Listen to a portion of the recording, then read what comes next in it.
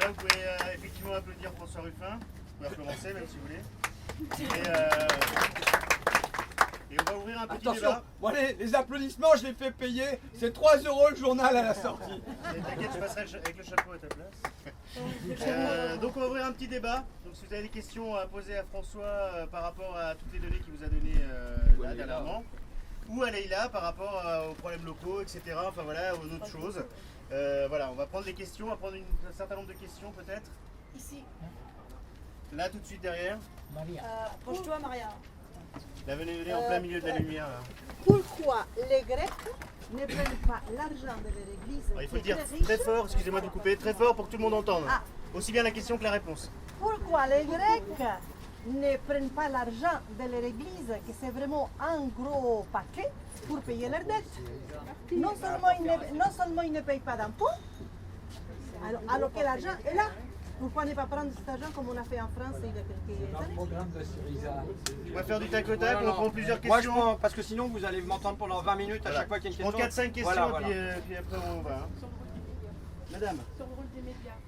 Je suis assez vieille pour me souvenir de la lutte des sidérurgistes, cœur d'acier, la radio que les sidérurgistes avaient pris. On n'entend rien. Je vais faire. Vous savez quand Voilà, je pense que c'est le point le plus capital d'avoir ou une radio ou d'avoir des créneaux de télévision. Parce que les médias aujourd'hui, c'est eux qui dominent et qui manipulent les têtes des informations. Encore une question. Monsieur. Et approche-toi et puis parle fort. Hein. Moi j'ai une question Toi, tu par peux. rapport à Plus fort votre, que ça. Donc, moi j'ai une question par rapport à votre intervention sur, vous citez Emmanuel Todd, vous avez parlé de protectionnisme. J'aime beaucoup Emmanuel Todd, mais il faut savoir que ces théories de protectionnisme sont un peu boiteuses, dans le sens où ils veulent faire au niveau européen, que négocier avec l'Allemagne, c'est même question avec Montebourg, on ne peut pas faire ce genre de choses, c'est impossible. Alors qu'est-ce qu'on fait? On joue le rapport de force, on utilise le compromis de Luxembourg qui dit que si on a des intérêts nationaux qui sont compromis, il faut refuser le cadre des traités. On fait quoi? On accepte, on fait Todd, on va voir les Allemands, on dit s'il vous plaît aidez-nous, ou on le fait seul. D'accord. Peut-être encore une ou deux dernières questions. Est-ce que le Parti Socialiste va faire sauter le CDI? Voilà, alors, est-ce que le Parti Socialiste. Je vais tout reprendre ensuite. Monsieur. Juste une demande.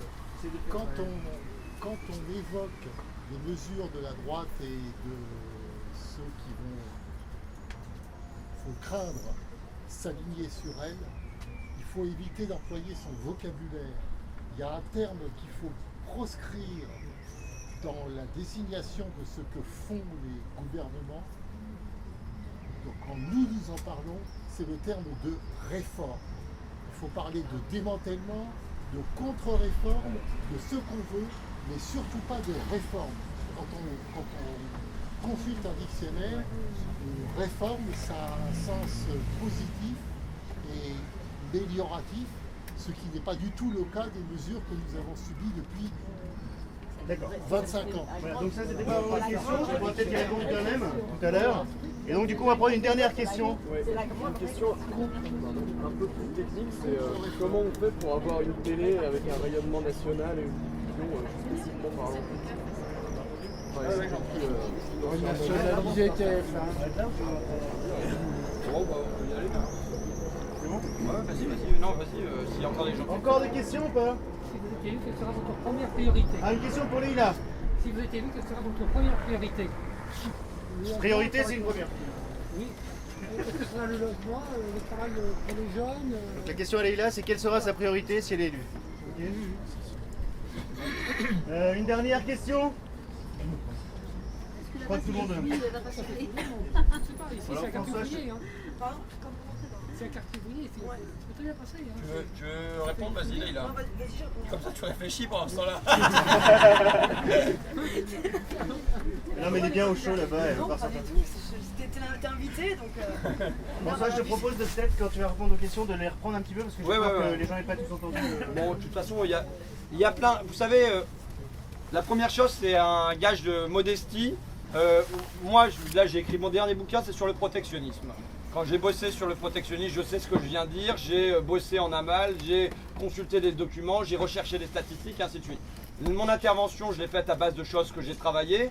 Après, là, les questions que vous me posez, il y a un certain nombre de fois où vous pourriez très bien me remplacer pour répondre sans doute mieux à ma place. Bon, maintenant, je trouve que c'est moi qui suis invité, donc voilà. Mais voilà, alors pourquoi les Grecs? Bah écoutez, effectivement, peut-être que la Grèce a aujourd'hui a besoin d'une révolution. Peut-être que cette révolution, elle se serait déjà produite, c'est-à-dire que le fait qu'elle appartienne à l'Union Européenne, enfin c'est une analyse, hein, mais le fait qu'il y ait une appartenance à l'Union Européenne, ça fait que pour le meilleur et pour le pire, je dirais, il y a des tentations centrifuges qui n'ont pas lieu. Alors, je dis pour le meilleur et pour le pire parce qu'on pourrait espérer une révolution en Grèce, donc ça pourrait être un basculement à gauche de la Grèce qui n'a pas lieu parce que c'est interdit par... On a le sentiment que non seulement il faut bouger la Grèce, mais il faut bouger l'Europe, qu'on est enfermé dans un certain nombre de cadres. Maintenant, je le dis, ça peut être pour le meilleur aussi. Je ne suis pas du tout partisan de l'Europe, mais j'analyse ça comme ça. Il y a un certain nombre de pays en Europe, type Berlusconi, Autriche et ainsi de suite, qui auraient peut-être pu basculer dans le fascisme si jamais il n'y avait pas eu un certain nombre de contraintes de l'Union Européenne. Donc peut-être que pour l'instant, ce carcan, ce qui est aussi un carcan, mais le carcan qui permet de faire repartir des histoires nationales qui soient différentes, avec des trajectoires différentes en Europe, pour l'instant il est maintenu autour d'un cœur, mais peut-être que ce truc, face à la contrainte, ce truc va peut-être sauter. Je dirais que c'est un peu la même manière dont je répondrais sur le protectionnisme, et c'est une manière aussi de répondre sur l'euro, c'est que les forces centrifuges sont quand même à l'œuvre. Alors c'est la Grèce qui va dans le mur, mais c'est l'Espagne qui va dans le mur, c'est le Portugal qui va dans le mur, c'est l'Irlande qui va dans le mur. Il va y avoir un certain nombre de tensions et de tentations de sortir du modèle unique. On voit bien comment François Hollande essaye de faire bifurquer un peu le modèle unique de l'austérité vers autre chose. Alors moi je ne suis pas forcément partisan d'une relance keynédienne et ainsi de suite, on pourra revenir sur la croissance et ainsi de suite, mais bon, on voit bien comment il tente de protéger un truc. Alors moi je pense qu'on se trouve aujourd'hui au début des années 90, mais c'est peut-être vrai en fait en 1983, au moment où on renonce à la lutte des classes et ainsi de suite, officiellement avec François Mitterrand en direct à la télévision, au moment où on fait le choix de l'Europe contre le libéralisme à l'échelle européenne plutôt que le socialisme, la tentative de socialisme dans un seul pays, on va dire, au moment où on choisit d'avoir un franc fort, et au début des années 90 ça va être le choix de l'euro fort, en fait la France fait le choix stratégique, à mon avis, en Europe, de se mettre à la remorque de l'Allemagne, d'être le petit frère de l'Allemagne, voilà, d'essayer de faire aussi bien, tout en n'ayant pas les mêmes armes. Alors là, il faudrait revenir sur toute l'histoire industrielle de la France et de l'Allemagne, la monnaie, l'euro. Alors Jacques Delors, dans un film qui s'appelle Le chômage a une histoire, qui est vraiment, je vous recommande, si vous êtes prof, montrez-le à vos élèves, regardez-le, montrez-le à vos élèves.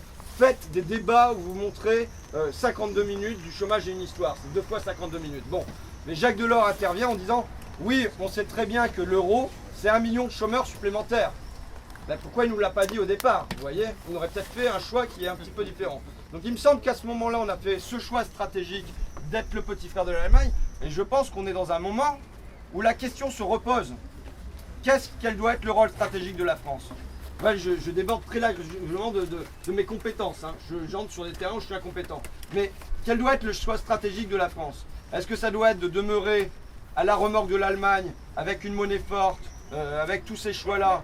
Ou bien est-ce que ça doit être d'être le leader de pays du Sud pour qui il convient mieux un taux d'inflation plus élevé, une monnaie faible, voire des dévaluations, enfin vous voyez, donc voire des protections parce qu'on n'a pas les mêmes secteurs compétitifs et ainsi de suite pour... Bon, avec des protections douanières, ainsi de suite. Donc là, je pense que le protectionnisme, on peut dire, bah voilà, Todd, il en parle dans l'Europe à 27. Évidemment, j'y crois pas un seul instant que cette Union européenne, fondée sur le libre-échange, va faire le choix de basculer. En plus, ses intérêts sont complètement contradictoires au sein même de l'Europe. Elle va faire le choix de basculer pour revenir à des barrières douanières, ainsi de suite. Je suis très sceptique, on pourrait le souhaiter, mais je suis très sceptique. Est-ce qu'il faut le faire dans un cadre national? Moi, je pense qu'il faut se proposer de le faire dans un cadre national. C'est ce que dit Jacques Généreux, économiste du front de gauche en matière d'euro, mais aussi en matière de barrières douanières, bien qu'il soit plus discret là-dessus, parce que c'est pas au cœur du programme de front de gauche, mais c'est de dire, eh ben, à un moment, il va falloir proposer autre chose. Il va y avoir, ça va créer des tensions en Europe, ça va peut-être péter un groupe de pays qui va faire péter le truc. et ben quand il y a une lumière qui s'allume dans un tunnel et on va être dans le tunnel encore plus, on a tendance à aller vers là où se trouve la lumière. S'il y a un pays qui propose effectivement une monnaie plus faible, de recourir à des barrières protectionnistes, ainsi de suite, s'il y a des tentatives qui sont faites en ce sens-là, il est possible que ça crée ce que Jacques Généreux appelle un choc psychologique, tout comme virer Ben Ali en Tunisie a créé un choc psychologique pour les pays alentours, et qu'autour on se dise, bah oui, en tout cas d'autres politiques sont possibles. Et voilà, dans le cas de 4, je me place pas dans le dire c'est européen, j'y crois pas, c'est national, je ne dis pas que ça soit forcément souhaitable, mais enfin, peut-être qu'à un moment, en tout cas, il y aura une conscience, parce qu'aujourd'hui, ça, sur ce thème-là, chez les ouvriers, c'est clair, il le faut. Vous voyez, quand il y a des sondages sur le protectionnisme, c'est un sondage de classe. Chez les ouvriers, c'est net. Et c'est vrai que quand même, il faut le dire, c'est ouvrir un boulevard à Marine Le Pen que de lui laisser le monopole du protectionnisme. C'est un boulevard qui lui est ouvert. Et ben, je crois qu'il faut occuper ce boulevard, à mon avis, de manière parfois plus claire. Mais bon. Alors après, sur est-ce que le Parti Socialiste veut rompre avec le CDI? De toute façon, si on rompt avec le CDI, on ne va pas le dire comme ça. On ne va pas le faire comme ça. C'est ce que monsieur disait, on va mettre en place des réformes. Vous voyez, et ce sera des réformes qui seront présentées. Oui, non mais voilà, j'utilise le vocabulaire de l'adversaire à dessein. L'adversaire va dire qu'il vient mettre en place des réformes qui sont nécessaires, ainsi de suite. Le scénario est clairement écrit dans la note de Chevreux. Franchement, il explique comment c'est possible qu'on impose ce type de réforme-là. Aujourd'hui, François Hollande n'a pas l'intention, ni l'envie, ni la volonté de mon point de vue. Alors peut-être que je me leurre, mais il n'est pas arrivé au pouvoir pour ça et ça n'est pas qu'un leurre. Il n'a pas l'intention de faire ça. Maintenant, quel sera l'enchaînement des événements? De quel côté se décidera-t-il de situer? Quelles seront les forces sociales en présence aussi pour le pousser à basculer d'un côté ou de l'autre?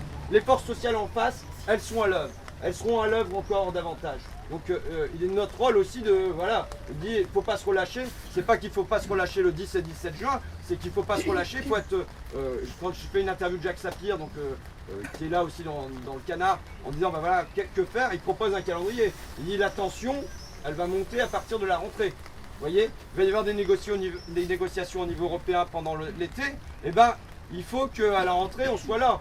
Qu'on ait les petits canards. Nous, on a relancé, je suis à la CGT, au SNJ CGT. Sur la CGT zone industrielle d'Amiens, on a relancé un petit canard syndical. Alors, c'est pas la grande télé. Ça, c'est mon téléphone, mais je vais le couper. C'est pas la grande télé, mais ceci dit, on a relancé un canard syndical, simplement pour qu'il soit prêt si jamais il y a effectivement une bataille à mener à la rentrée. Je dis ça parce que ça peut semer des graines et pour vous dire, bah oui, peut-être qu'il y a la nécessité de maintenir un canard localement, ainsi de suite. Alors, je termine sur bah voilà, la radio-télé. Moi, je pense que l'un des débouchés, mais normalement, le mouvement, vous savez, comment s'est créé l'unité du Parti Socialiste? Donc, on va dire, au début du XXe siècle, entre 1900 et 1910. C'est notamment le rôle clé joué par l'humanité.